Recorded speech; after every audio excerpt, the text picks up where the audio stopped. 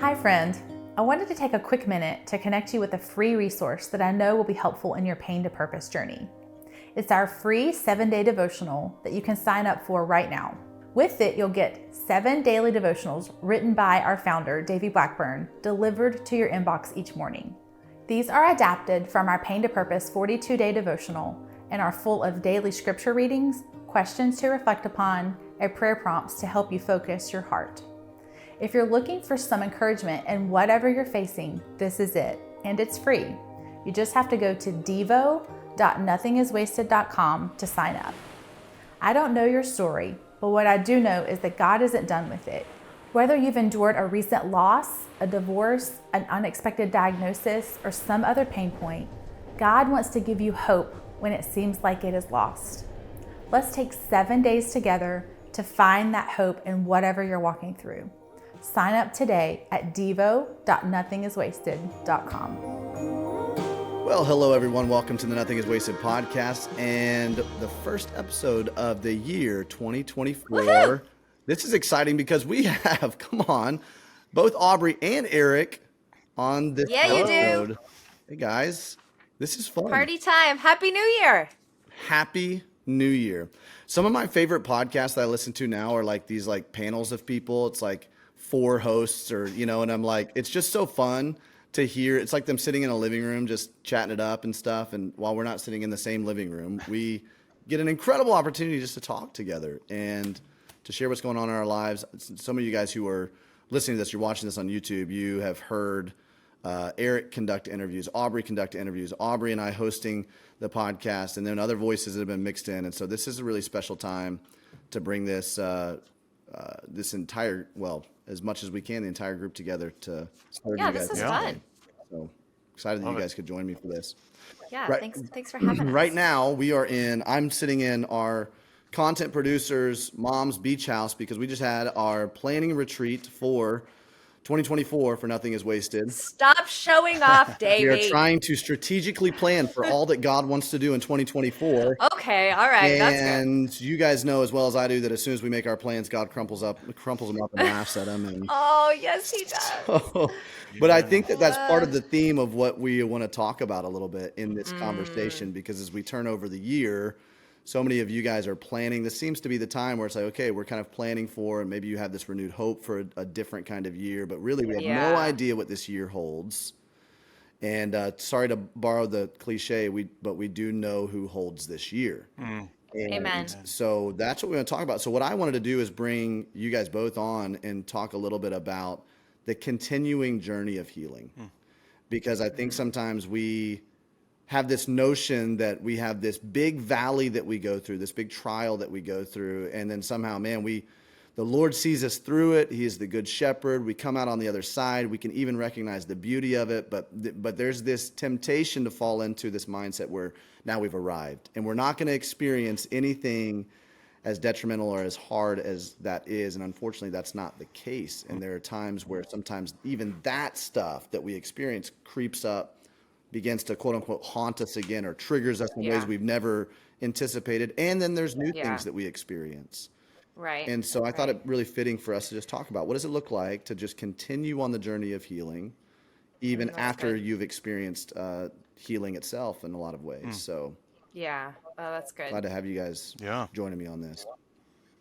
So here's what I want to do. Here's what we're going to start with. I would love, because some of our community, we need to catch up a little bit. If you haven't heard Aubrey's entire episode, Aubrey came on, a long time ago. You're like OG. It's a long time ago. OG of the Nothing is Wasted podcast, episode 75, and you share a bit of your story and some of the grief journey that you've gone on. You've experienced even more since then. Give us a little bit of a kind of a bite-sized overview of some of the grief that you've walked through, and then I'm going to ask Eric to do the same thing just to catch everybody up. Yeah, I think, just thinking about that year when I was on, what I was processing at the time were a number of things that kind of hit home all at the same time. We were getting ready to plant our church, Renewal Church, here in West Chicago. I'm not on a base. I'm not at the beach. I'm in a freezing cold basement in Chicago, just FYI. And a couple things all hit at once. I woke up one morning the week we were supposed to open the doors to our first service, and I literally couldn't walk. And I could move my legs, but I couldn't put pressure on them without them collapsing. And I thought at the time I was a pretty consistent runner, and I thought I just must have like tweaked something in a weird way. And long story short, my whole, like all of my joints just began to like give out on me. Suddenly I like couldn't hold a coffee cup. I couldn't put deodorant on. Like it was very strange. I didn't know what was happening. I eventually had to go to the ER one night because it was so bad, and I was diagnosed with an autoimmune disease. I'm doing a lot better now. Like God has been so kind to me over the past however many years it's been. But that was happening at the same time that, again, we're trying to open the doors to our church plant. My first book, a book called Overcomer, about overcoming my experience of sexual assault as a teenager, was coming out. So that was already pretty vulnerable. Yeah. But then our youngest son, we found out, had to have spinal cord surgery, and he had ongoing care that was deeply just involved. Again, he's doing awesome. So we're so grateful for how kind God has been, even in the midst of those medical struggles and some of the privileges we had with insurance and stuff there. The other big thing is that my cousin, who was just like a brother to me growing up, we spent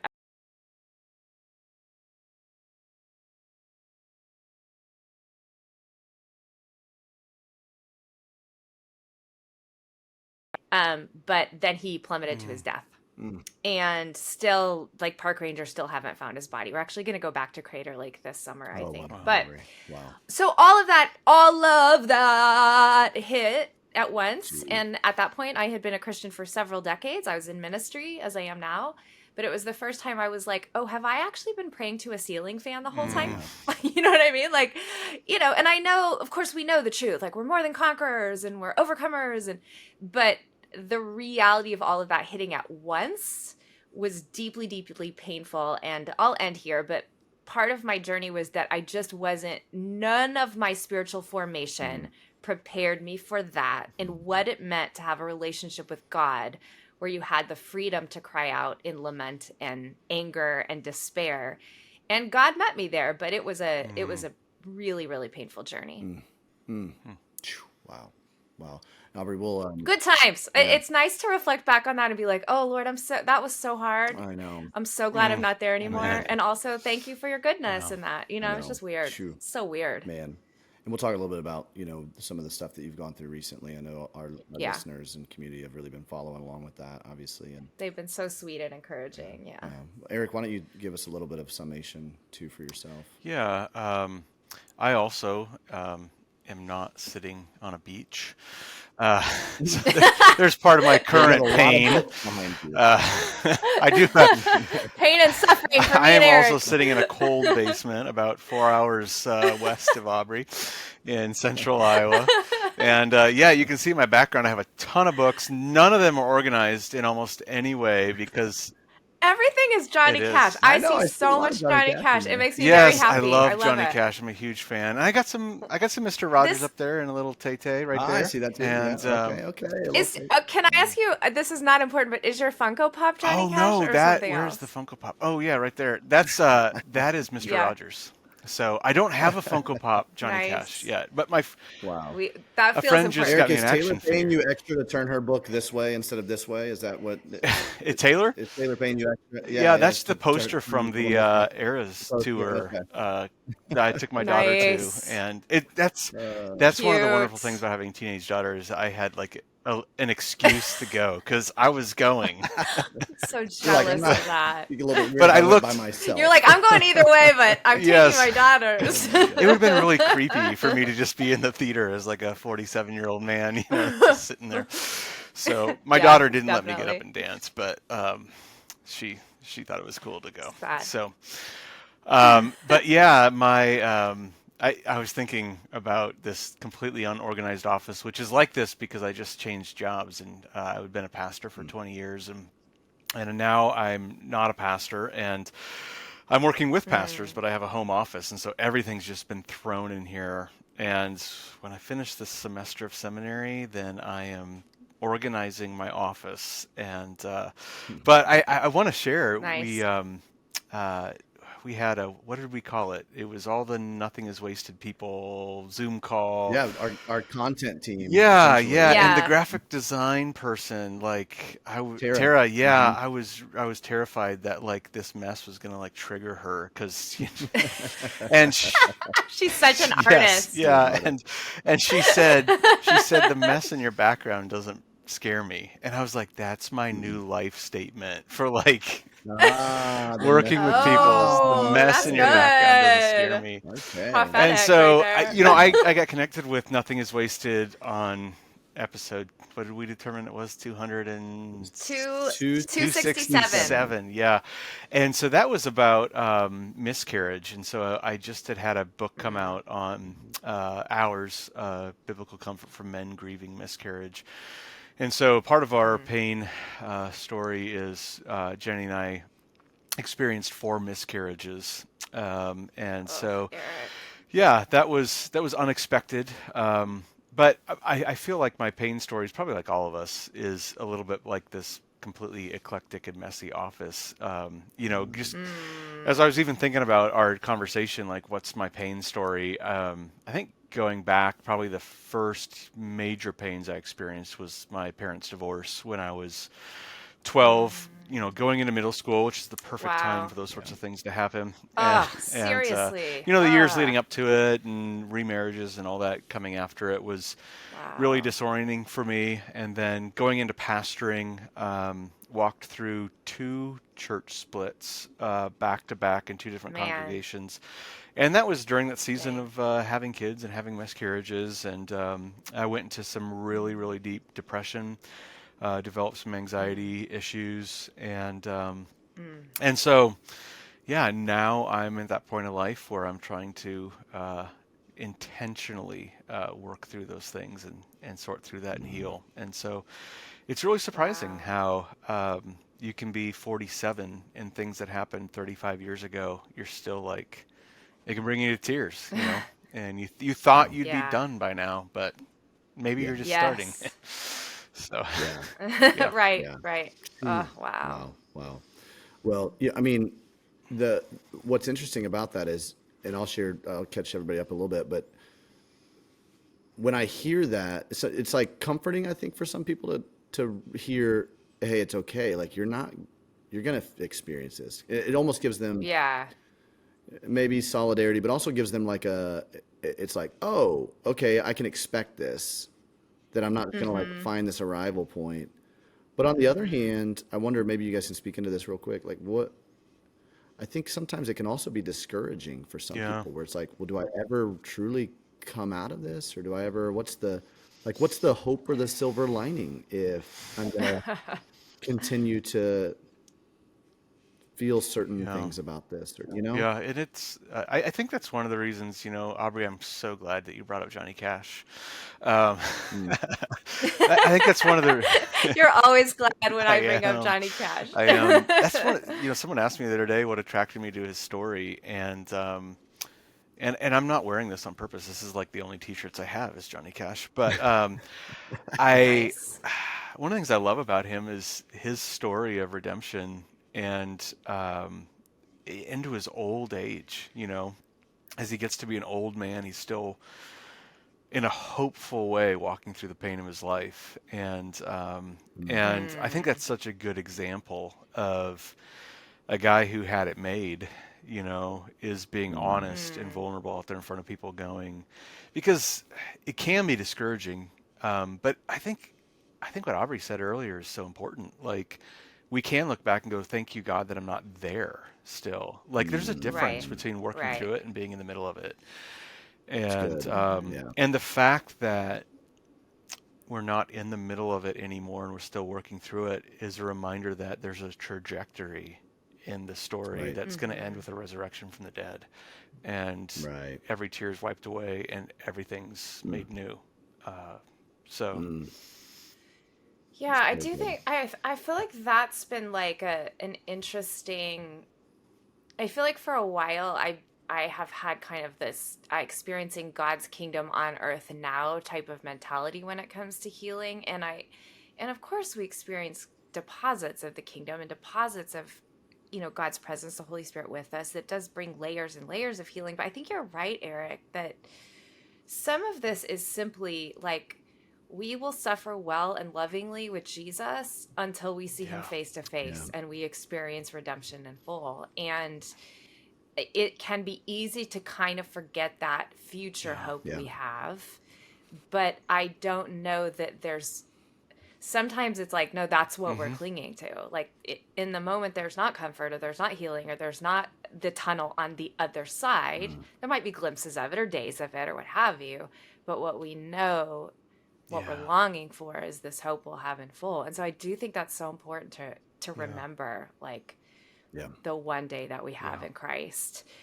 And I think that's a shift in perspective, maybe just that in my own life, but I think that even just comes in maturity and aging and that kind of thing too. I think that's so right. Go ahead, Eric. I just love the way you put that, Aubrey, and I think that's such a good observation. Is I think one of the things that I think I'm the old person on this podcast, but you are. We're going to say that. We'll just pretend like I'm not. We'll just pretend like I'm not that much younger than you. I'm a lot younger than you. The other day I ordered a new cardigan, and Jenny's like, "I think you're trying to become an old man," and I'm like, "No, You just pointed to your Mr. Rogers. I did. You're like, nope. Yeah, that's right. You're and I'm like, I'm not trying to become an old man. I just need someplace handy to store my butterscotch candy. Like my peppermints. My Werther's Originals. And my tobacco leaves. Werther's Original. My dollar for my grandkids. Whenever they arrive. But I feel like I spent a number of years thinking, like, at some point I'm going to arrive. And, like, life's going to be pain-free. Totally. And I'll have it all figured out. And now I'm like, one day Jesus is going to arrive. And I'm just holding on. Amen. Yeah. That's great. That's great. Totally. So good. Totally. So good. Yeah, I feel like there's a couple of different things that almost look like that they're at odds. I mean, it's what you were saying, Aubrey. Like, we have this, hey, on earth as it is in heaven, like bringing the kingdom to earth, which means the kingdom ushers in deliverance and healing. And we saw Jesus demonstrate that. And we still see instances of that, right? But then at the same time, we walk in the tension of that and the tension of it's not yet, we haven't seen it yet come to fruition. And there is this hope that our hope has to be anchored in heaven. Our hope has to be anchored in eternity, not here on earth. And so on some level, it feels like as we barrel toward eternity in our lives, joke around about life being like toilet paper, like the more you pull off, the faster it goes. And it just feels like life is just increasingly going faster. That's a pretty metaphor. You can go a lot of places with that. Poetic, Davey. Thank you. Thank you. So it's not quite as good as the mess in the background kind of metaphor. That was better. That was better. Eric wins that contest. But, as life keeps barreling forward, it seems like sometimes the pain and suffering is actually preparing our hearts not to be tied to this world. The things of this world will grow strangely dim in the light of his glory and grace. And so it causes our hearts to look and be more... You start longing for heaven. Longing for it. So then you're ready for it, right? And at the same time, you're also going, but God, like, how do we make sure that your kingdom comes here and we're able to experience and encounter the same kind of ministry that you demonstrated with, as you walked on this earth and you brought hope to so many people. And so it's suffering that produces perseverance, character, and character, hope. And so even in the suffering, there is a hope, but the hope is not going to be in our circumstances that one day that we will arrive. And what I've found for me is that as God brings me through certain valleys, it renews or awakens a new side of this awe of God, that he would be that faithful, that he could see me through the seemingly impossible. So when the next thing comes around the bend, or when something reemerges, now I can point back to, but God has been faithful, and I know that he will be, and that's where my hope is even though I don't feel or sense or see it right now. It's kind of like the David addressing Goliath. There's like the same God that rescued me from the paw of the lion, the paw of the bear, will deliver me And that's such a profound faith statement that's drawing on the faithfulness of God in the past. In the past, yeah. So I think that's where, I remember, for me, the major big T tragedy, I mean, that was the catalyst for this entire podcast, was when Amanda was murdered in 2015. We lost her and our unborn baby. And we were pastors at the time, had just planted a church a couple of years before that. 15-month-old Weston, he was in his crib. He was untouched and unharmed the entire time. But I remember specifically right after that, the Lord pointing me back to something that I went through in my past that at that time, when I was 18 years old, thought it was the biggest hurdle, obstacle, pain, suffering, whatever you want to call it, that I would experience. And God pointed me back going, I saw you through that. Yeah. Do you trust me to see you through this? I know this is unimaginable, but do you trust me? I can't tell you how many times I drew from that.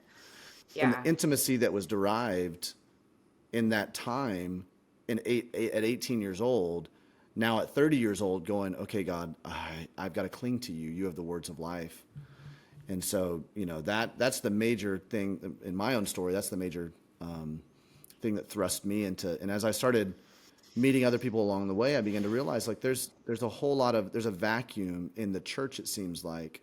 Now it's changed, which is great. I'm glad that, but there's a vacuum in the church. I didn't see people talking about honestly pain. Yeah. Totally. And I think that's why it initially, especially the Nothing Is Wasted podcast, became something that was a beacon of hope for people, because there wasn't a whole lot of that.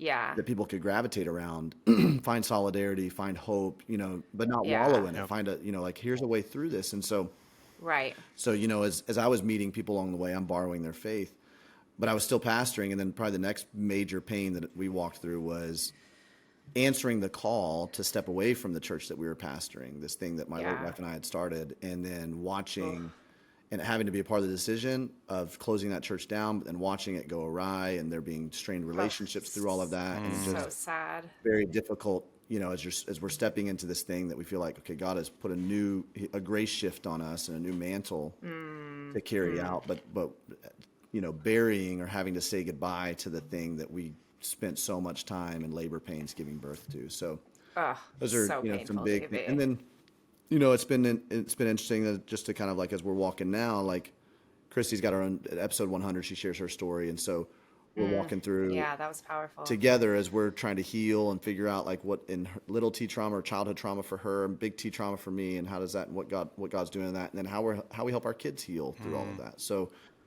we're constantly up against every day, just like you guys are, new challenges, new suffering, new pain. And, but I think that the encouragement is each step and phase along the way, we're gaining new tools to help us deal with the next thing, to help us really walk in the next thing.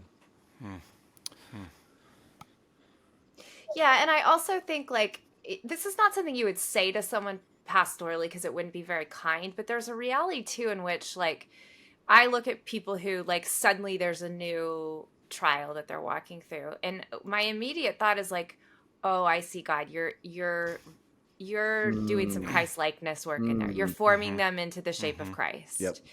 Again, you're not going to be well, aren't you glad you're going through that, because God's making you more like Jesus? But there is a reality to that too. Every one of these things are God going, I'm making you more like Jesus. I'm making you more like my son. Yep. I'm forming more Christ likeness in you. I'm shaving off some of those edges. And I what's the term for this? That's not as long as we surrender, right? I don't think that automatically happens, because obviously you can choose, bitterness and walking away and things like that. But staying faithful, I think in the midst of that, the promise is Christ-likeness is formed in you. Right. It is interesting how we can see it in other people, but we don't, it's hard to recognize it in ourselves too, right? It totally is. Yeah. Totally. And I loved what you said, Aubrey, about, when we see a younger person entering a season of suffering, and maybe they're taken by surprise by it, as, as people who've walked through seasons of it, we don't have to say those things right away. I remember being fresh out of seminary, you might not have the experience of the suffering or, you're not seasoned by Uh-huh. it yet, and you're ready to give those answers. Uh-huh. The verses we put on coffee mugs, Totally. and Totally. and now you can be like, okay, you're not panicked by their suffering, and they Yeah. might be, but Yeah. I think Yep. Yeah. we're not surprised. You're not surprised by it, and Mm-hmm. um, Mm-hmm. you can be the sort of patient, non-anxious presence. Mm, Going, Mm-hmm. it's going to be That's okay, good. and yeah, um, Yeah. Yeah. it's great. What would you guys say, that you talked about cliches or like little phrases that people say, and I mean, there is one cliche that I think is very appropriate to what we're talking about here. Time heals all mm. wounds. Oh. How would you commentate on that? Well, my foot doctor said that. Um, Time wounds all Uh, heals. Vanilla. Yeah, wow. yeah. I think Eric's That's full of them good. today, guys. Wow. yeah, it's, huh, yeah. Mm, That's it. It doesn't. It doesn't. mm, G, and this is going to be cliche, but Jesus heals the wounds, and mm, Yeah. um, Yeah. and because we know that apart from Christ, we face an eternity of not being healed. that's right. Like Mm. he heals, and Yeah. Yeah. if and that's why you can, I don't know if you had this experience, but you can talk to people in their 80s or their 90s who Mm, are weeping over what happened to them in their childhood Totally. because time didn't heal the Totally. wound. And right. they were Yeah. raised in a generation where you didn't talk about it, you didn't address it, you didn't process Yeah. it. Yeah. And Yeah. Jesus still needs to be brought into that equation. Mm, Mm. mm, That's good, Eric. That's so good. so good. There's a, of course, I do think time can make things less Hmm. Hmm. acute. And I think that's a Hmm. gift.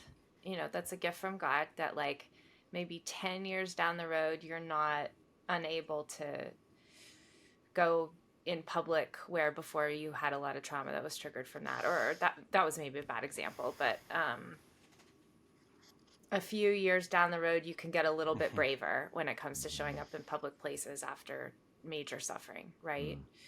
Mm, I'm even just thinking of breakups, like big breakups, mm, right? That are so painful, like even dating relationships. Like I do think time makes that stuff Hmm. less right. acute. And again, that's God at work in time.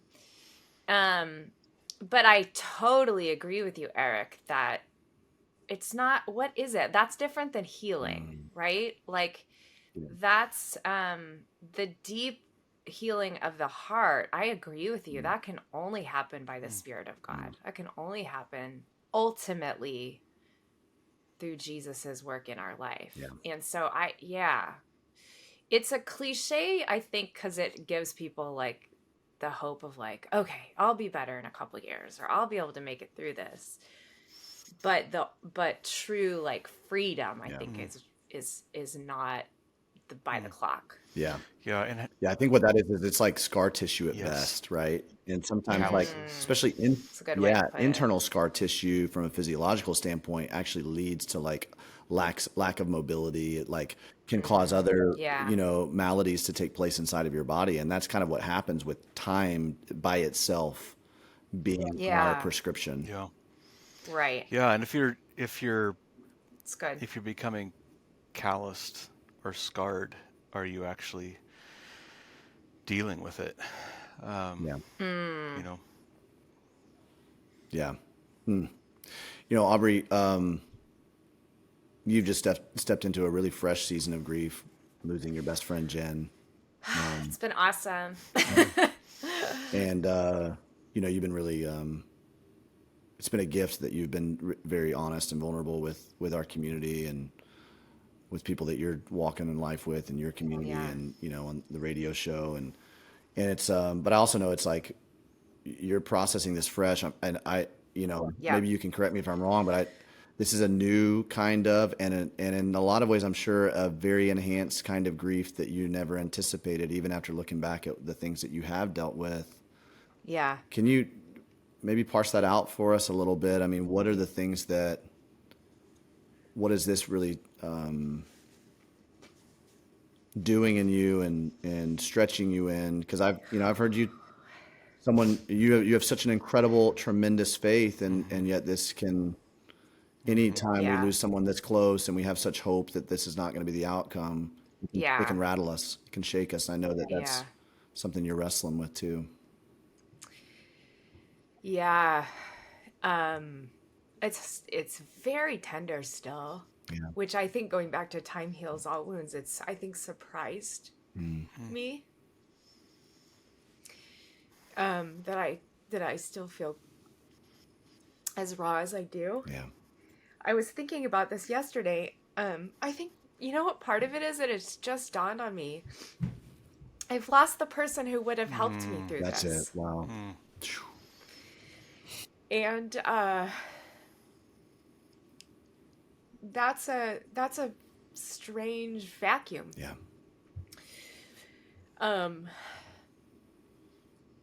What has it done with my faith? It's been hard. I mean, I'm not gonna lie to our listeners. I'm so grateful for the Nothing is Wasted community. You guys have been so encouraging to me, sending me Instagram messages and just little notes of encouragement. So I love you guys so much.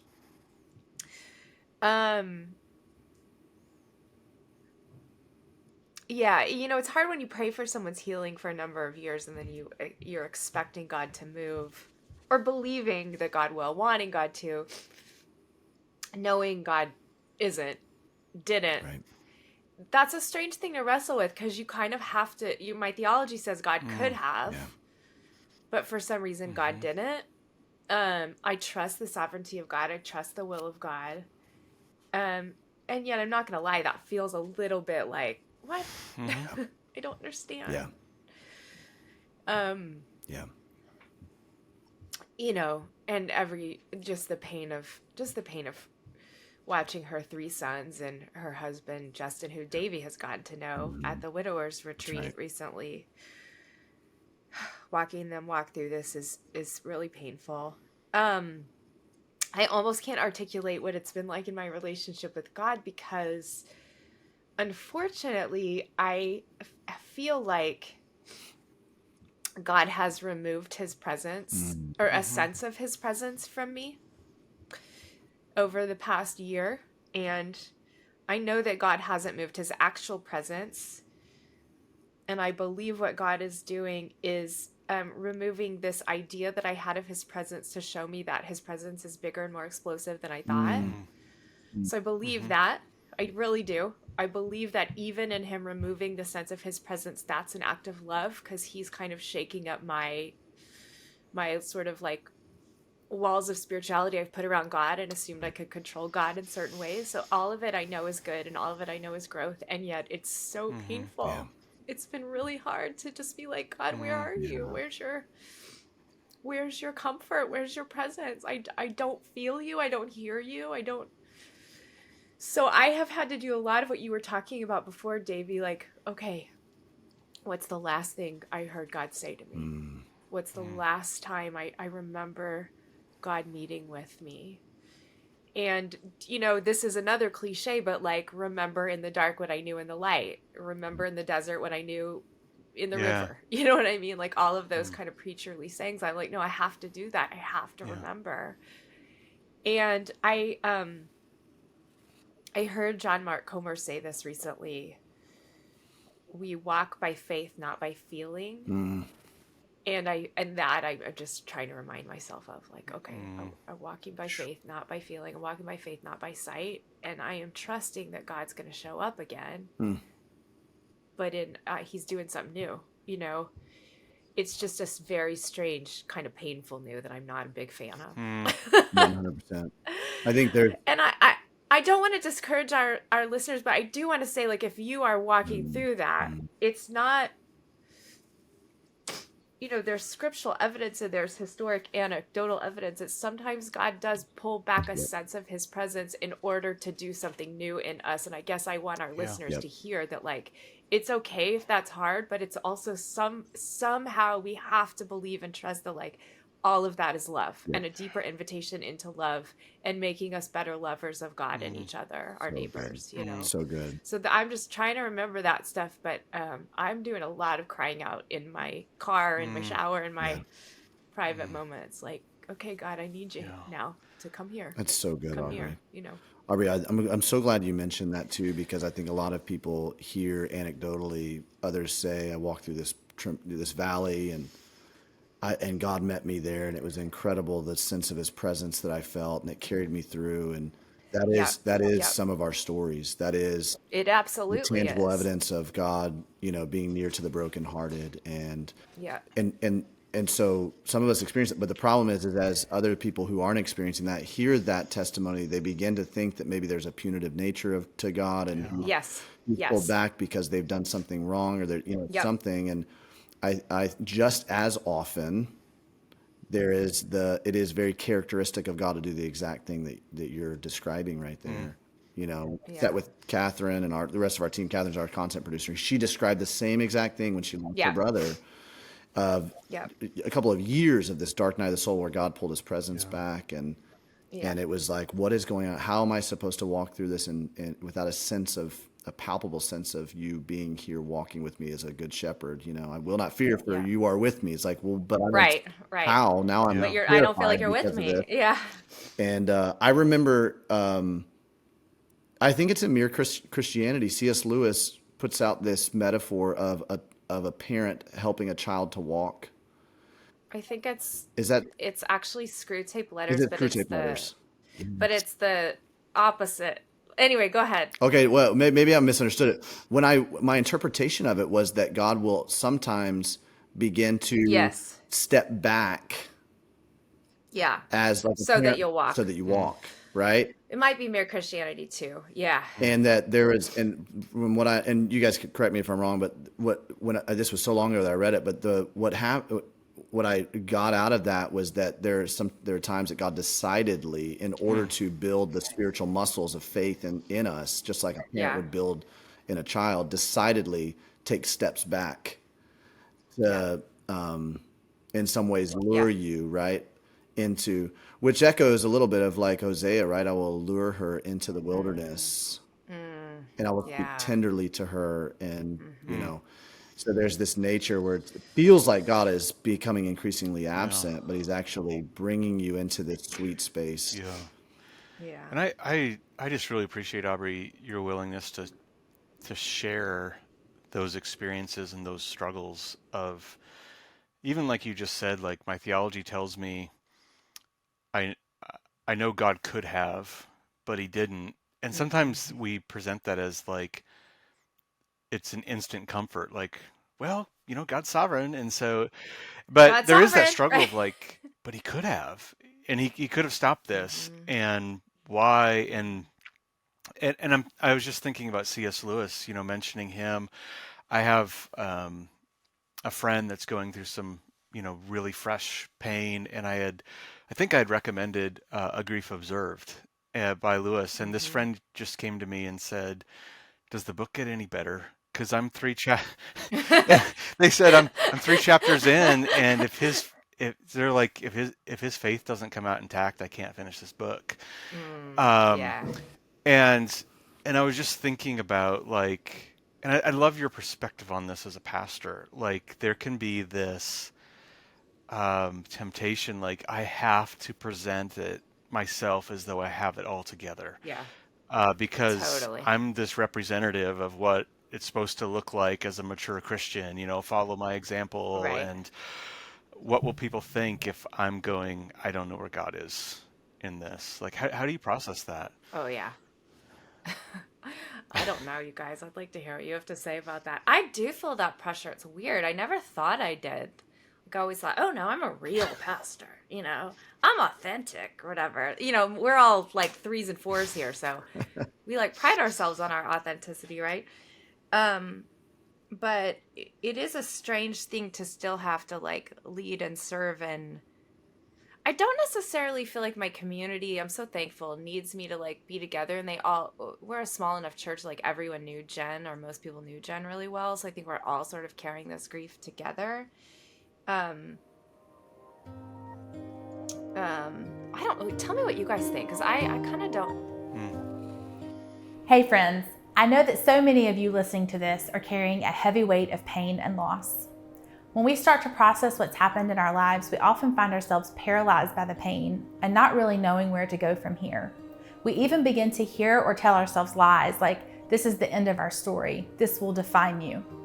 And trust me, I've been there. But with the help of others, I was able to navigate my way out of that valley. And at Nothing is Wasted, we exist to help you navigate your pain and even find purpose in that pain. So if you are new to our community and wondering where to start, or if you've been with us for some time and you're just looking to take the next step, we're hosting a free live call just for you. In it, we're going to talk about 5 steps to taking back your story, no matter what you've gone through. In this call, our founder, Davey Blackburn, will share more of his story, and he's going to teach you 5 critical steps you'll have to take to rewrite your own story. This call is 60 minutes long, but I promise you it will be well worth your time, because in it you will learn how to regain a sense of agency and begin thriving, not just surviving in the midst of trying circumstances. Why having more questions than answers may be an essential part of moving forward. How to get rid of the overwhelming negative emotions that tend to bog you down and get you stuck. The one keystone decision that will help you get out of your pain. How to listen to the right voices when everyone seems to have an opinion on what you should do next, and a ton more. If you are feeling weighed down or paralyzed by the pain you've experienced, you don't have to stay there. And Davey will be your guide and show you the way back to thriving. Go to nothingiswasted.com/start here to sign up for this free live call, or if you're listening on Apple Podcasts, just click the link in the show notes. We've made it extremely easy to sign up, and we're offering multiple dates and time options for you for this live call to work with your calendar. I believe this one step could be the very breakthrough you need to put you on the redemptive path God has for you. Open the browser on your phone right now and go to nothingiswasted.com/start here, or just click the link we've included in the show notes of this episode. We are in your corner, and we can't wait to connect with you soon. I think there were a lot of years I didn't do a good job of that as a pastor. I think while we were walking through miscarriage and I was in depression, I think I felt like I had to project this air of like this confidence of this victorious faith in Christ. And I didn't want to tell people that I was curled up in a fetal position in my home office bawling Yeah. into the carpet because I didn't want Yeah. to preach that morning, you know? Yeah. And Yeah. I still don't know what they would have thought, and I don't know if it would have been good for them to hear it, but I, the, the more I share those things, the more I have people go, oh, it's not just me. Yeah. A- and That's good, Eric. yeah, it's hard not to get into those cliches, but like you were just saying, like I I I know God has not moved. Like I know He hasn't moved, Yeah. even if it doesn't feel. I don't know that I can feel like I know where He's at. Um, Yeah. like I think those are good things to say. And I, you know, Christine Chappell, she does the Help Plus Hope podcast. She made this comment to me. It might have been in an Instagram comment on a post or something, but she was mentioning in the Garden of Gethsemane that Jesus calls his friends into the garden, and then he brings like his inner ring, his 3 closest friends with him, and he's like, "Stay here and watch with me," and and then he's weeping, and Yeah. sweating like drops of blood. And she made this comment that Jesus, he wasn't afraid to be weak and to put his grief on display in front of his disciples. Like he was that way in Yeah. public, like before their eyes for them to see. And Yeah. he wasn't afraid of how it was going to strike them or what they were going to think of Hmm. him. Like, Hmm. Hmm. and it was an act of Hmm. ministry of his to let his disciples see where he was at in that moment. And Yeah. Yeah. ooh, that's something that's hard for me.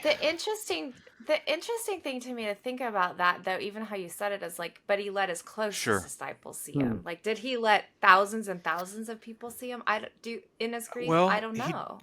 he did at Lazarus's tomb. You know, Yeah, it's Hmm. well, it's public. Um, and Yeah, then that's on true. the cross.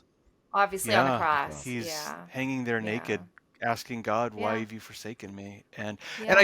I Yeah. think I agree with your. I think your point is a good one to ponder because I think there are sometimes that are more appropriate than others, and Yeah. Right. and then I don't want listeners to come away with this thinking I have to put everything on full display for everyone. Out there Yeah, for no, everyone. obviously Yeah. Yeah. he said, "You disciples Yeah. stay here, and you three come with me, and you're going to see this." Mm-hmm.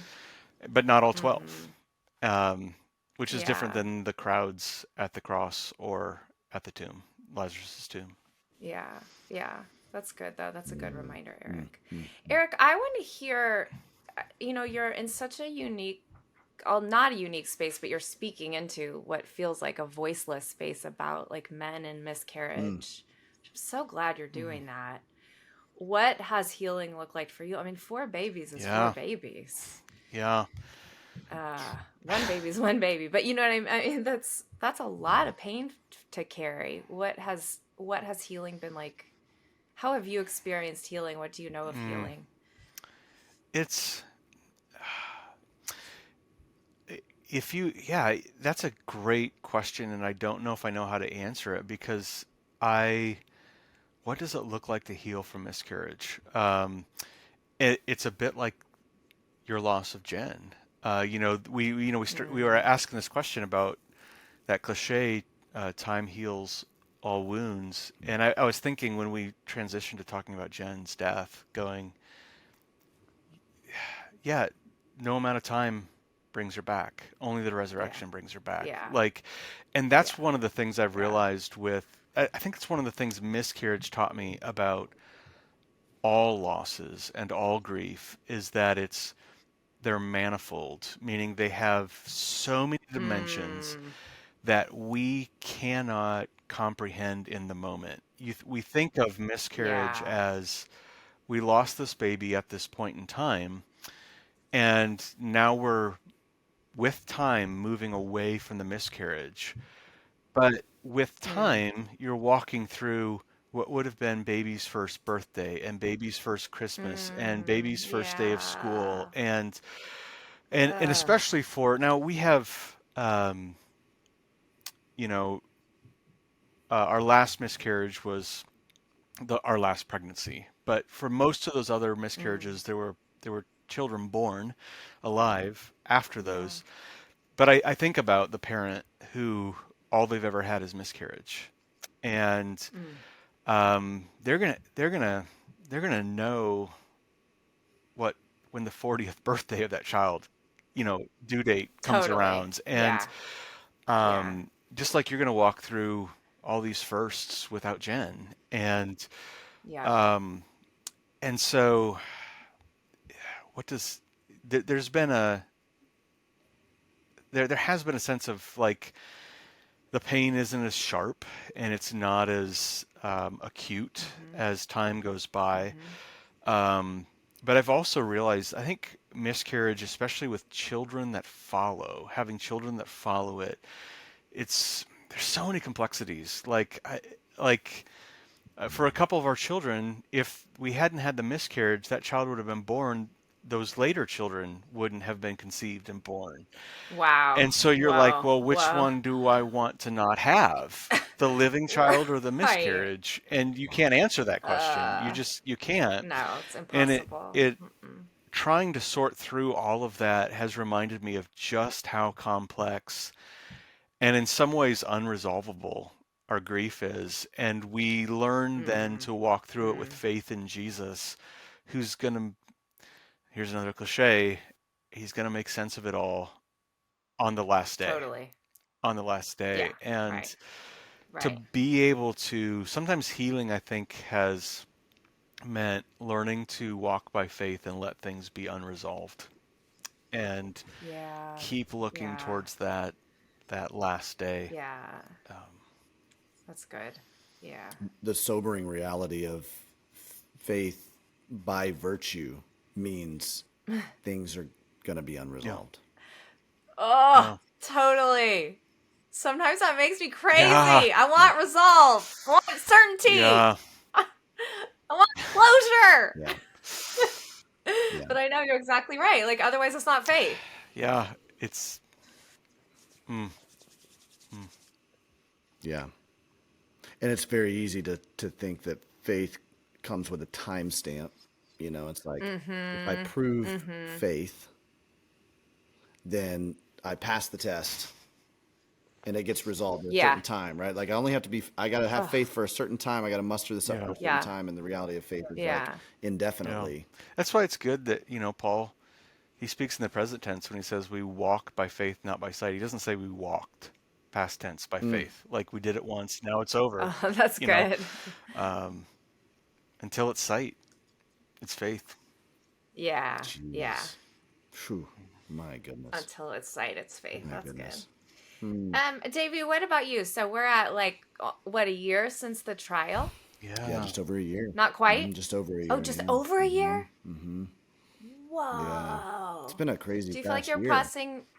are you processing that differently now than you were when you recorded the episode about it? Um, Which I can't yeah, remember I what number think, that yeah, was. it was maybe, roughly this time last year that we released that episode. And I do think that there's a little bit of different processing that's happening. I think that more so what's been interesting about this year is that we've transitioned a whole lot this year as a family, which on one Hmm. hand feels right and new and fresh and like I go back to those like number mile markers. I feel like God keeps kind of illuminating things to me through that. But as Amanda and I were married for 7 years, it was 7 years after that on this earth justice was finally brought to the Wow. case. It was so 7 years after her death that we went through the trial. And now it's funny that the year 8 is the year of new beginnings scripturally. Mm. And it was in year 8 for me and my life that we kind of, there's a lot of transition. We moved from the house that was like my healing house, and I think we've shared a little bit about Wow. that on this Wow. podcast. But so we said goodbye to that house. We sold that this summer, and our transit. And we're asking God, what do you have for our family now in this next season? And so I would say that comes with it in and of itself with some grief, because there's certain things that you thought were like you had finalized and put closure to, and then it Yeah. reemerges, especially with something as physically tangible as a move. I mean, as the stuff of like, I pulled out 3 boxes of like bins, like big Tupperware bins of Amanda's old keepsakes one night as I'm like organizing Whoa. our garage. And these are keepsakes Whoa. that I hadn't seen or touched in 7 Mm. years, Whoa.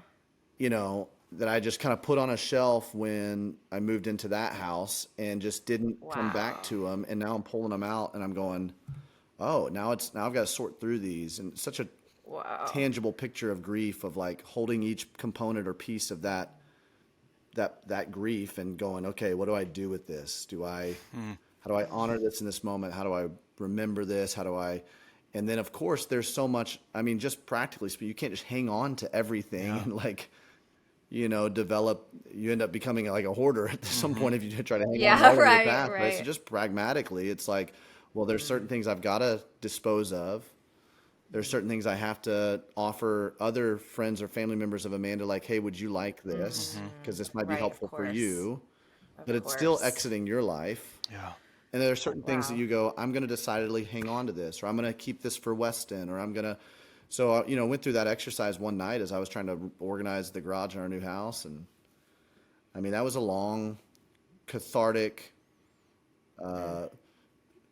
laughter-filled and tear-filled night, you know? So it's like there's this new thing that emerges that caught me off guard. I didn't realize I was going to need to go Yeah. through that Wow. again. Or, Yeah. Wow. and at the same time, it's in conjunction with this, like, God, what do you want for our family now? And looking and seeing just the beautiful story that has unfolded with our family and how he's knit our family together. And, simple things like while we were here on this retreat, we get a video text message from, it's actually Natalia's teacher. So my daughter's 10, Natalia, and she was, I guess, one of the panel judges for their school spelling bee. And so Cute. Weston ends up winning the Stop. first through third grade spelling bee for the school. So she's Come recording it, she on. sends it to us, and immediately we see on this video that as Weston gets announced as the winner, Natalia comes running out of the crowd and gives her brother this big old hug with Come tears in her on. eyes. And I'm like, Stop it. this is such a beautiful picture of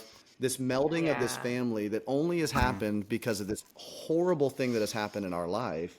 And Ugh. trying to reconcile the two of those Yeah. is impossible, like you're talking about, Yeah. Eric. Yeah. Like, how do I reconcile that it's only because of these lost children that I now have these children? Or, it's like, and I don't think we were meant to reconcile that. I think that Yeah. it seems to me there's so much of just holding space for that acknowledges it and goes, I can be very grateful, and I can also be very torn and grieving at the same time.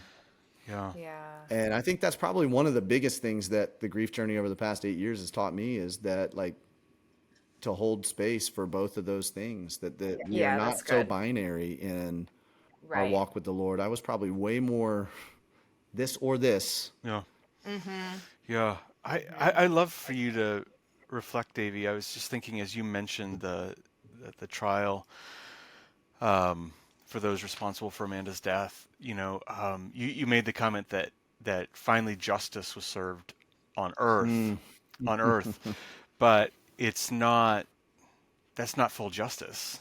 And we know that, and it doesn't bring her back. And there's Right. I was just talking to a pastor a few weeks ago who he said, I'm preaching through, I think he's preaching through Matthew, and he's like, I'm coming to this passage on justice, and I have to speak on judgment. It was on judgment, and Christ's judgment coming in the last day. And he said, I'm really anxious about how to preach this. Any advice? And I said, one thing to remember is that judgment is good news, because justice Yeah, isn't right, full right. on this earth. And if you're a person Yeah. who So good. is in that situation, like, earthly justice can only do so much. And I wonder, Davey, Yeah. if there's an analogy there in thinking about justice, like earthly justice in the moment and then final justice on the cross or on the last day to our healing. Like, there's a kind of earthly healing, but it's not our complete. Like, I wonder how you process those things. Well, it's funny, Eric, that you asked me that, because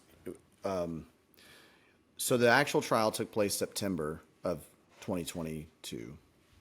Wow. December prior to that, so December of 2021, it got mistried. Yeah. And it got mistried 30 minutes before the trial was supposed to happen. So I get a phone call, and in our it went through a couple of mistrials, but this was the first one. We're actually driving down to the courthouse, and I get a text message from the prosecutor saying, "Hey, I'm going to give you a call, but it was mistried." And this is 30 minutes before I'm supposed to show up, and I'm going, "Wait, what?" So rather than turning back around and going, the whole family, we're like, "No, we're going to go down to the courthouse, and we're going to talk to the prosecution in person and see what in the world happened." Like, what's going on, Right. Because, we're gearing ourselves up emotionally to walk into this. This has happened so many times, continued over the past, and COVID through a mass. So we're just like ready for this journey to be over with, like not having to keep drum this up, so it's just an emotionally taxing. So we're like, okay, we're going to come here from the, feels weird, hear from the horse's mouth, like straight up, like what happened here? What's going on? Yeah. And we walked in really frustrated with it, really angry. Like, what is, Sure. and this, I'll never forget this, this prosecutor, he looks at us, he explains what happened. And he looks at us and he goes, "I promise you, I am here to see this through. Mm. Mm. And something about that moment, like the conviction in his voice, the way he made eye contact with us, immediately I thought of Jesus, the wonderful counselor, right? Wow. Attorneys are also called counselors, right? Counselor, approach the Brent, but it's like, Sure. so we think about counselor as a like therapist, Yeah. is kind of what we tend to think, like, he's a wonderful Right, counselor. right. But then all of a sudden Right. that metaphor shifted for me, and I was like, wait, Jesus is called the wonderful counselor, the mediator between us and the arbiter, Yeah.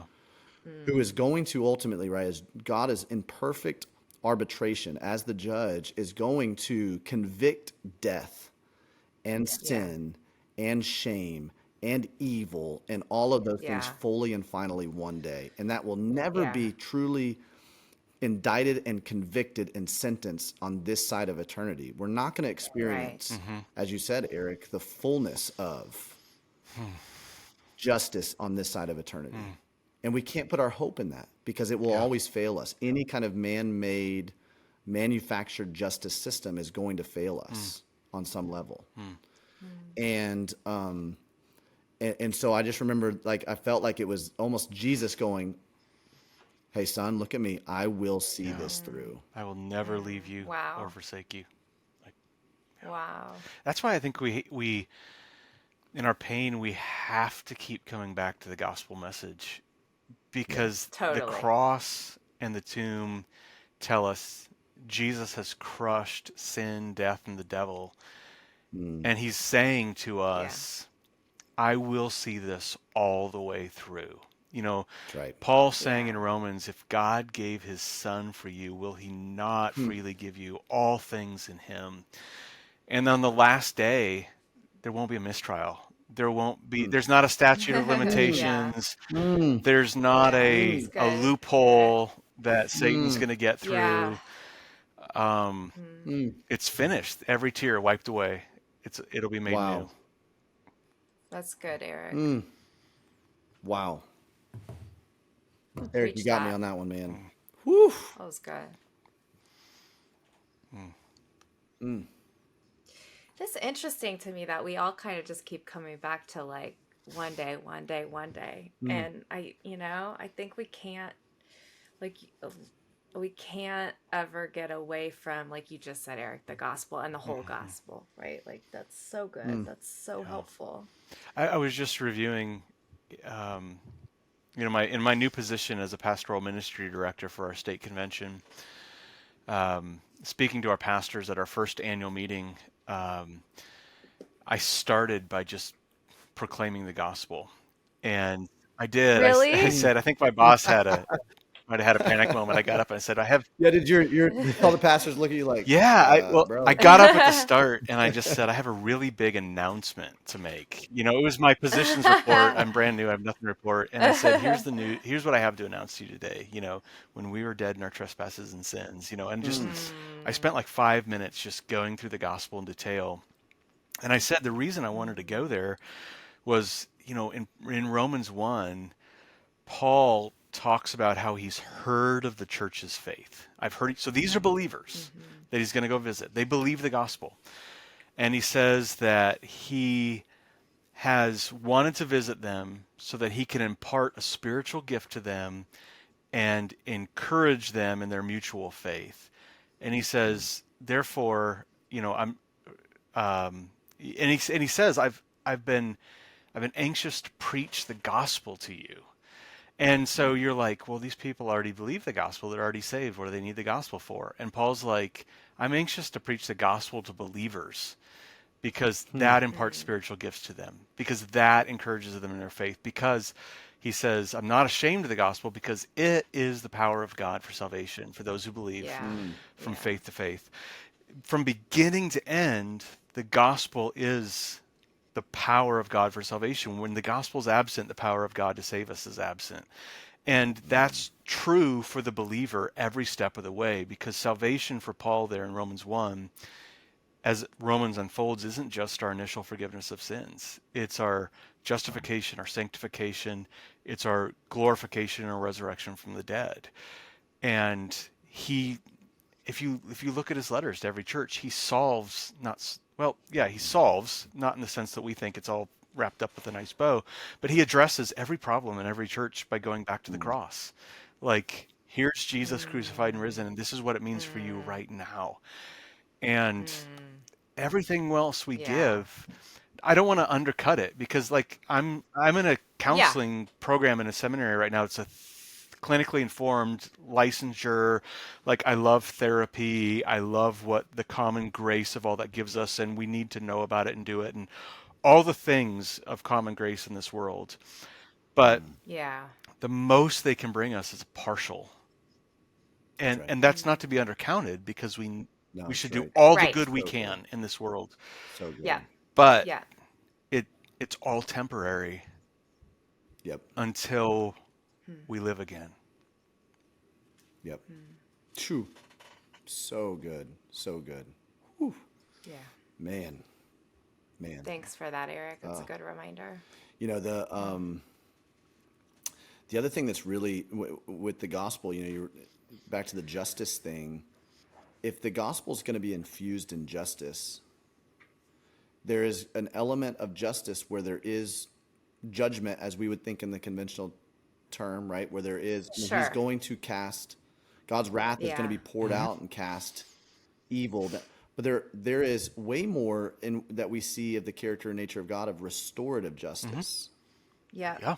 where he is also at the same time, he's restoring. So he knows the hearts of man, and which I think Yeah. there's an element at which that's why it takes time for justice to, in the kingdom sense of the word, for justice to prevail, for the actual, you know, for this to actually be fleshed out. As you know, Scripture tells us he is not slow in keeping his promises, as some consider slowness, but he wishes no one to perish, but all to come to salvation. Yeah. Yeah.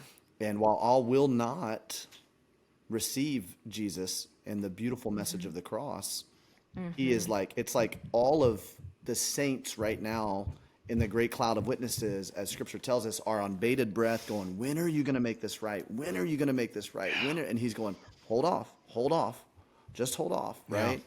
And I think that's part of the suffering that we're living in right now, is we're living in this hold off. Like, I'm going to make this right. But if we can remember that Jesus is not slow in keeping his promises. Hey, Nothing is Wasted family. I want to interrupt this conversation for a brief moment to let you know about a very powerful resource we have available for you. It's called the Pain to Purpose course. Now listen, if you were to ask me this question, what is the most important Nothing is Wasted resource I should engage with? I would tell you hands down, it's the Pain to Purpose course.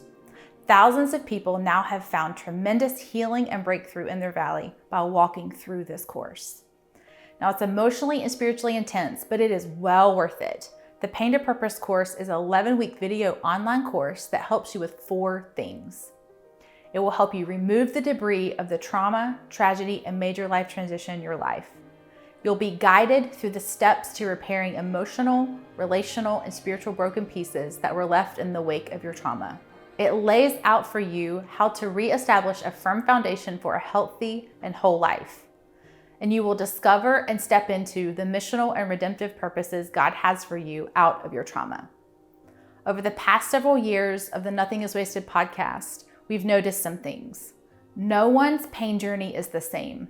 However, there are some common denominators that every pain to purpose story shares.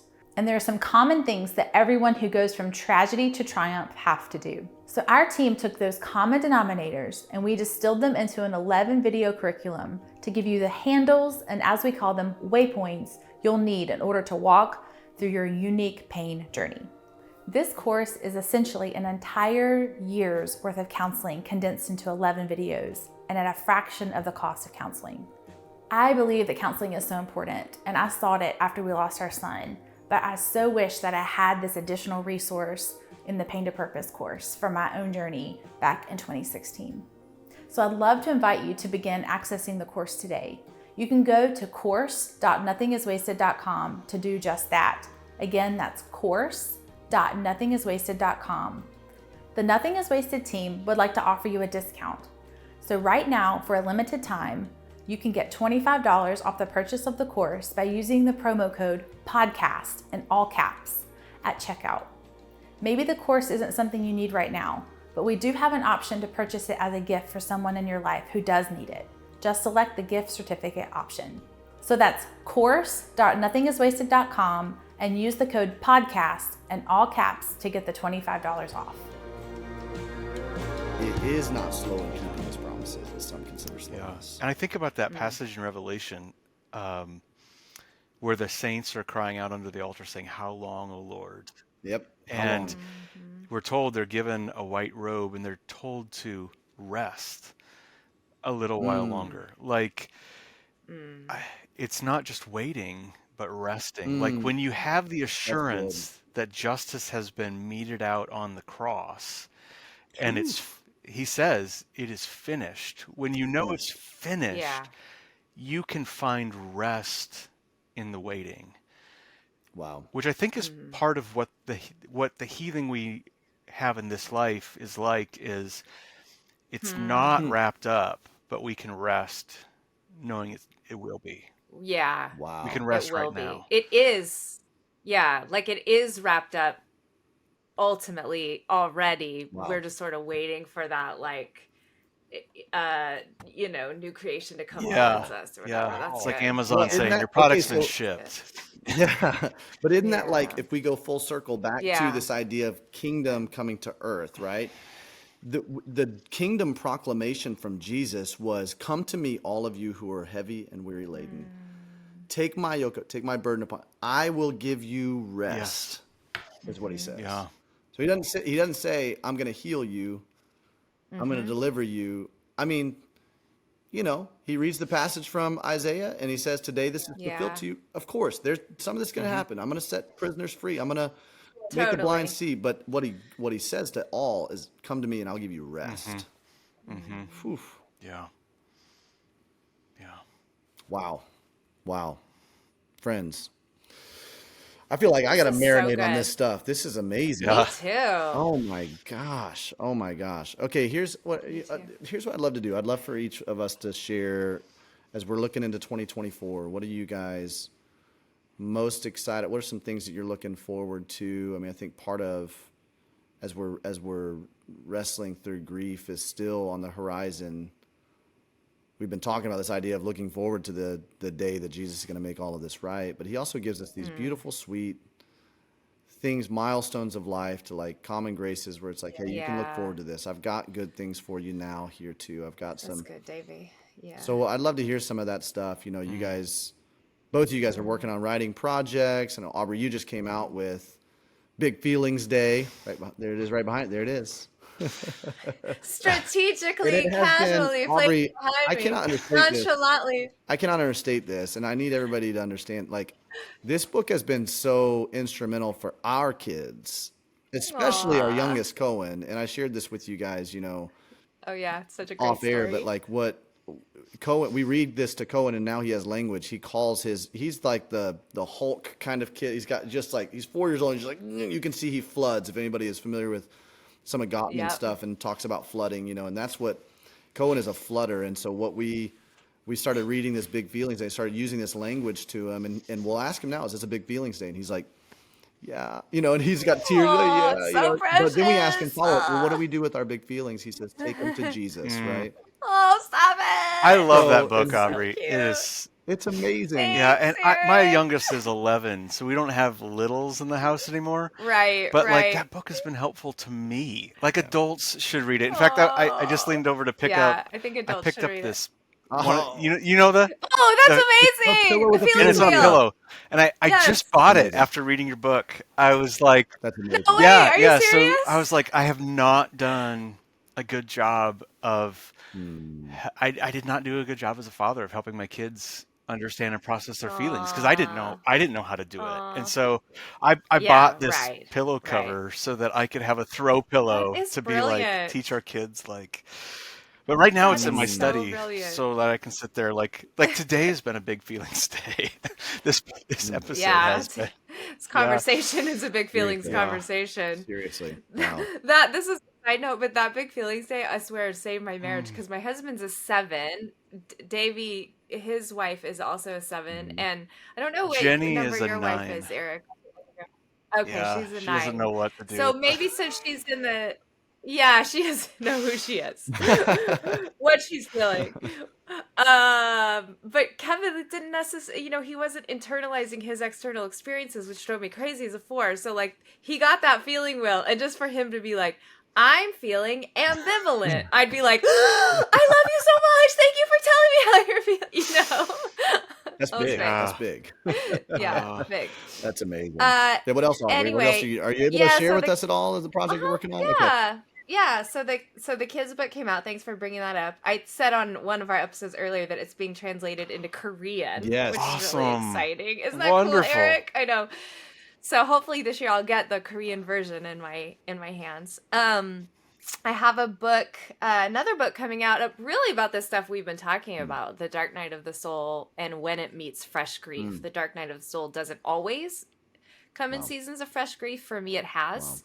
So that's coming up on the horizon, which is it's a hard, heavy book to write and process, but um, again, it's a way that I sense God coming towards me with love that I've been able Mm. to write.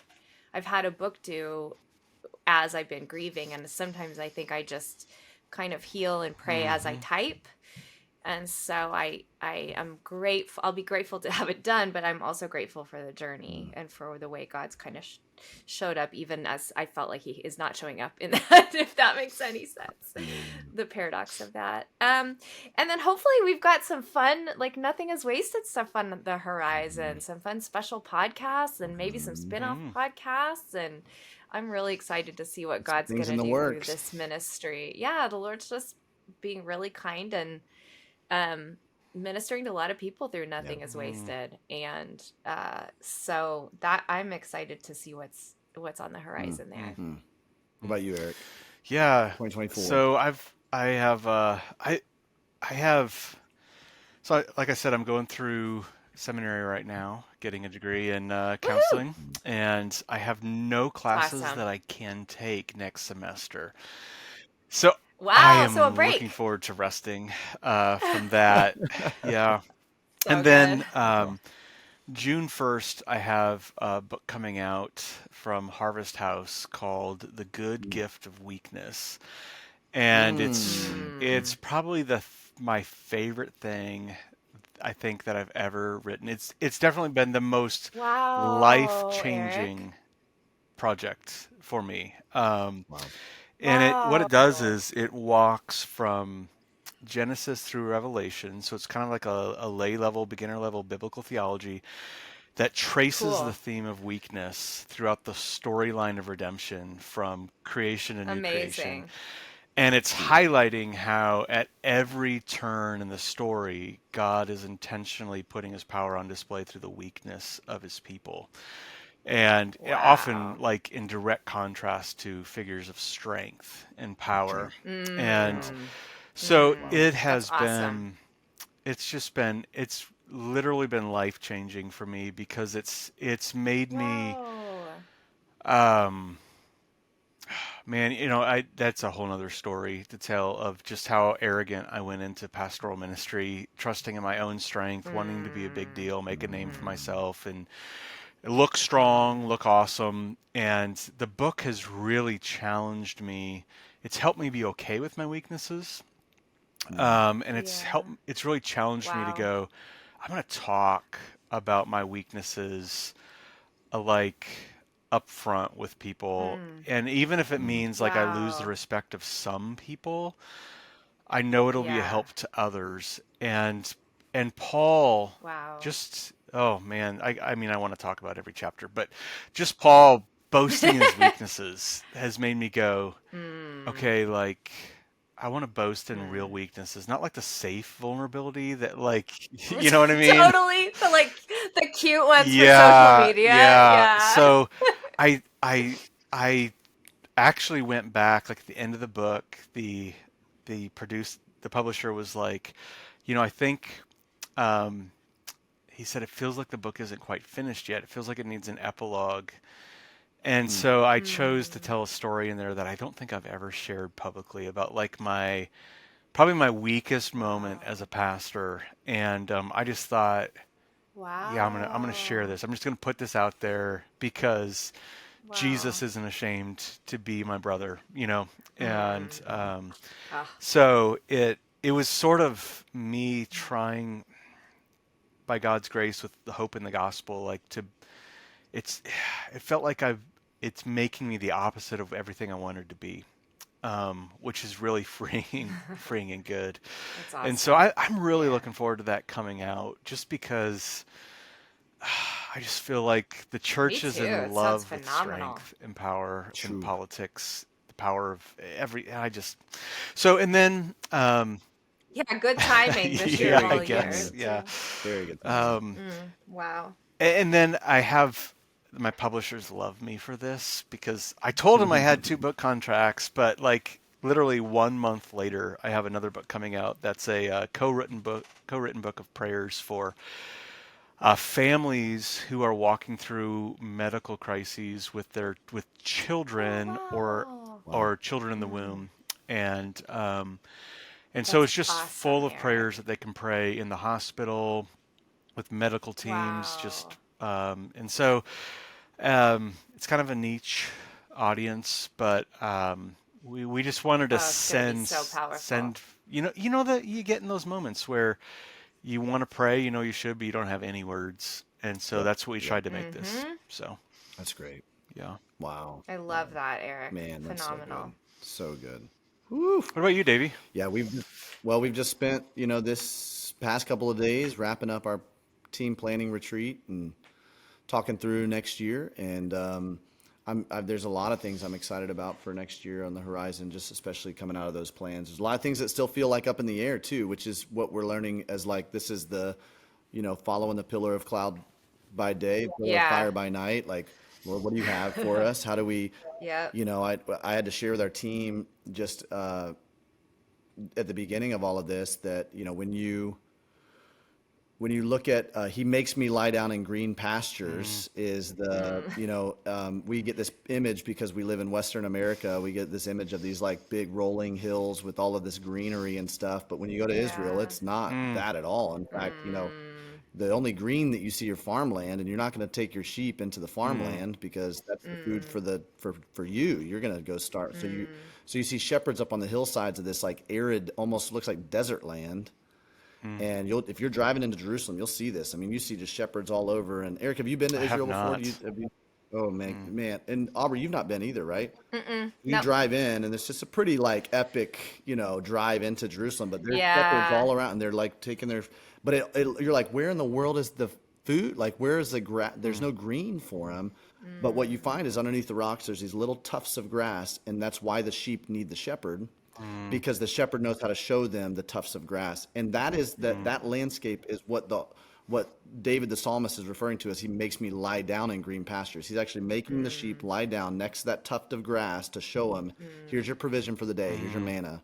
Mm. And Yeah. so, Wow. while I want, Wow. as someone who is, has been, I've got this, I'm trying to steward this ministry as our director and trying to go, okay, well, God, where's the vision or the provision for the vision you're giving us? I need you to give it all in a Right. windfall right now so we can make strategic Totally. decisions.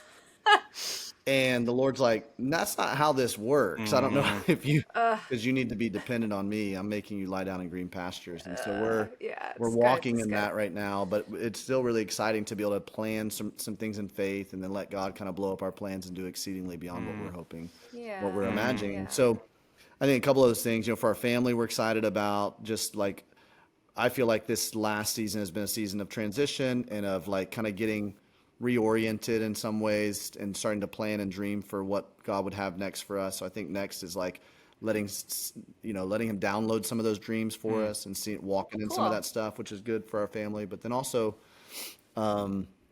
for the ministry, I mean, it's been crazy what God has done over the past year. I've shared with all of you guys the stuff that God's doing in churches and churches who It's are awesome. launching the Pain to Purpose Mm. course and our work with pastors and church leaders now and kind of zeroing in on a holistic approach to helping the church heal as their leaders are helping other people heal and us being able to just be a vessel to walk beside the local church in Mm. that, not just individuals across the country, but also now local churches. And so it's been exciting to see that. Mm. Ken Roberts is really spearheading a whole lot of that. You guys know him. And so that's been Yeah. He's fun. We've got a lot awesome. of great content that we're planning throughout the course of the year. And then we just made the decision. This is going to be the year we actually get this book, Nothing is Wasted Out. We just sat on it for a while. And so actually when I leave from here right now, I'm going to a coffee shop. I'm finishing the last chapter. I've only got like a few paragraphs left. I'm going to put the exclamation point on it. Let's go. And it all has to do, interestingly, it all has to do with forgiveness and justice and all that sort of deal. Just kind of my thoughts on that. Wow. So ironic that you asked me that question, Eric. But you're ready to go now. Yeah, I am. I'm ready to go put it on paper. And it's been baffling me for a while, truthfully. I've been kind of wrestling through how do you put a period on something that you're basically saying what we've been talking about right now is never going to have a period put on it.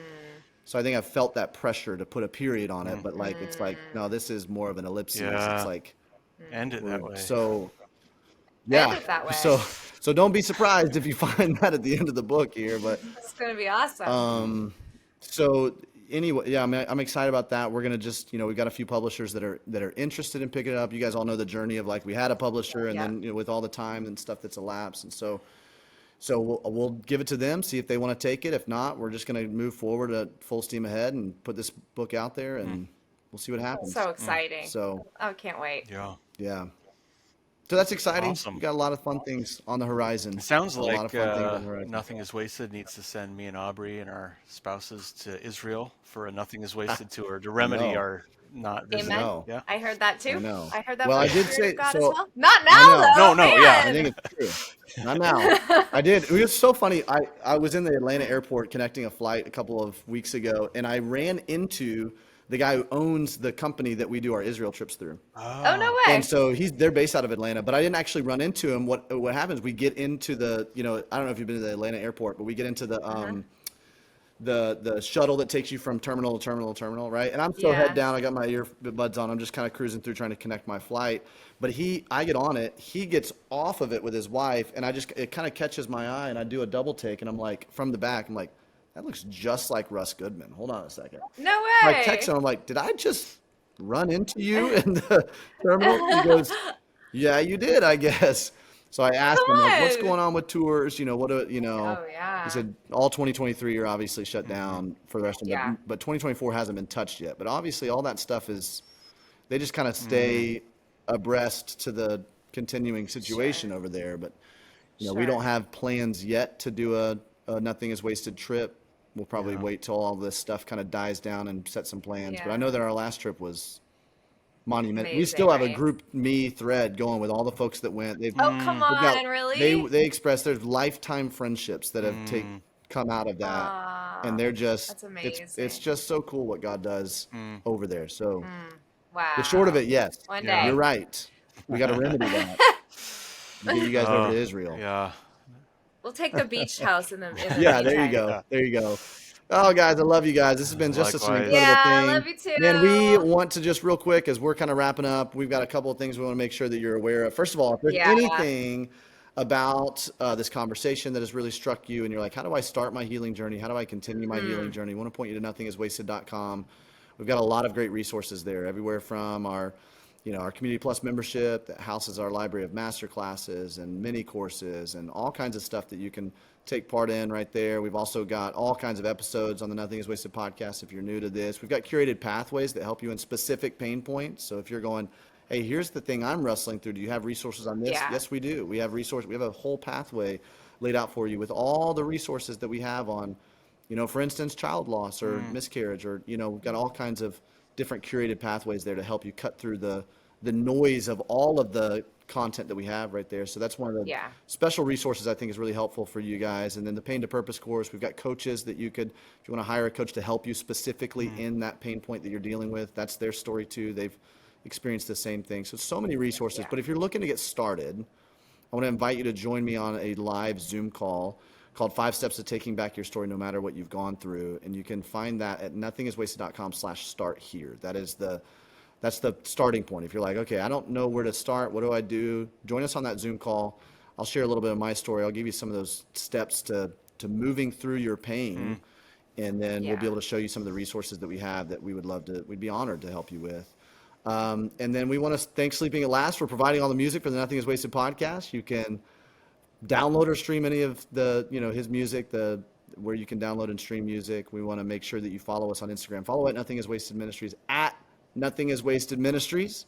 Follow me at Davey Blackburn. Follow Aubrey at Aubrey Sampson. Follow Eric at E.M. Schumacher, right? E.M. Nice. Spelled the other way. Yeah. Do it. Wait, what is it? It's spelled Schumacher. Spelled like Schumacher. Yeah. That's right. Yep. That's right. Spelled the other way. And so we'd love to engage with you right there, and you guys can follow and keep track of the things that are going on in our lives personally, as well as, I don't know, what do you call this, professionally? I guess professionally. We're just living out ministry, man. Yeah. We're just trying to help That's you all we're doing. as you're partnering with God to take back your story. That's and right. next week we've got an incredible episode. Woohoo! It's going to be, I guess, the first real interview episode that we have on the So Nothing Is Wasted exciting. podcast. And that episode, well, at least for 2024, right? That episode is with John Mark Comer, of all people. Hey! Legend. So Legend. you'll want to make sure that you take a listen to that. Yeah, it's a good one. Aubrey, Eric, you guys have anything to say before we close and we kick it to Hey, Happy New Year! Happy New Year. And this has been my first Happy year New Year. on the Nothing Is Wasted podcast. And I absolutely love it. I love it. I look Come forward to these on. episodes. Thank you so much for inviting me in. It's awesome. We love having you a part of it, man. We love you, Excited Eric. about all that God's going to be doing here. And Totally. now go ahead and take a listen to a little clip from our conversation with John Mark Comer. I have a lot to say about practices and spiritual disciplines and slowing down and reorganizing your life around a rule of life. And I'm very for all of that.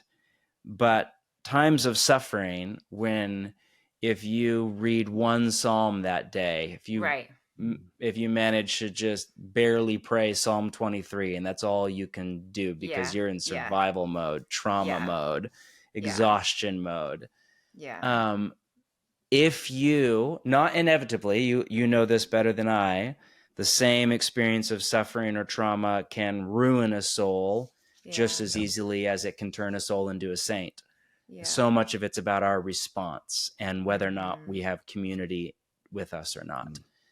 And I think an experience of suffering, if we respond to it prayerfully and communally, meaning in relationship, it can have far more of a formative effect on us than practicing dozens of spiritual disciplines with extraordinary, intentionality. And again, I'm for all of that stuff. Of course. But in those seasons of suffering, often our disciplined life goes away and we're just in survival mode, Yeah.